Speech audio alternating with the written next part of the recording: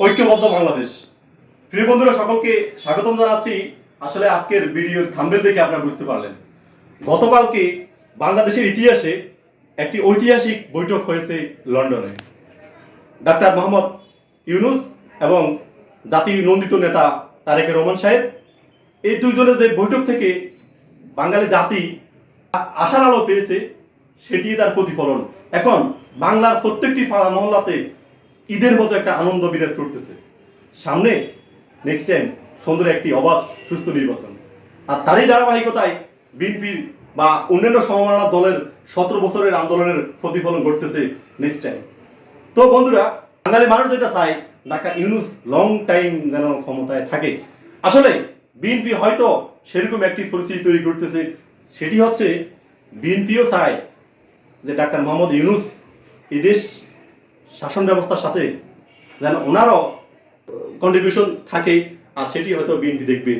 আর আরেকটা বিষয় আমি আপনাদেরকে একটু বলে রাখতে চাই, গতকালকে যে বৈঠকটি হয়েছে সেখানে এই জননন্দিত নেতা তারেক রহমান সাহেবের আচার ব্যবহার সবকিছু মিলাই আসলে জাতি খুব আনন্দিত সেই জায়গা থেকে। আর আমরা চাচ্ছি, সাধারণ মানুষ যেটা চাচ্ছে বা সাধারণ মানুষের সাথে কথা বলার পরে যে বিষয়টি উঠে আসছে সেটি হচ্ছে এরকম যে ডাক্তার মোহাম্মদ ইউনূস এবং তারেক রহমান সাহেবের মধ্যস্বত্বভোগী যেন কোনো ব্যক্তি না থাকে। দুই জায়গায় বাংলাদেশ রাষ্ট্র পরিচালনা করার জন্য যদি মনে হয় একে অন্যের সাথে কথা বলার জন্য সরাসরি কথা বললে তাহলে আর সমস্যা হবে না। যখনই মধ্যস্বত্বভোগী কোনো রকম লোক থাকবে, তখনই বাংলাদেশটা দুই রকমের বিভাজনের দিকে যাওয়ার সম্ভাবনা আছে। তো সেই প্রত্যাশায় আমরা আগামীর একটি ঐক্যবদ্ধ বাংলাদেশ চাচ্ছি, আগামী সুন্দর একটি সমাজ ব্যবস্থা চাচ্ছি।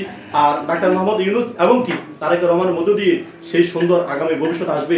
আর যেটার সুন্দর দৃষ্টান্ত প্রতিস্থাপন করতেছে বা করেছে, বাংলাদেশের এই মুহূর্তে যে রমরমা যে আতঙ্কিত অবস্থা বিরাজ করেছেন, তা থেকে উত্তরণ করার জন্য একমাত্র ব্যক্তি এগিয়ে আসছেন, সেটি হচ্ছে খালেদা জিয়া।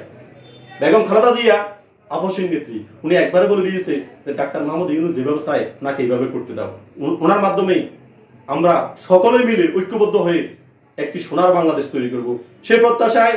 আল্লাহ হাফেজ, সালাম আলাইকুম।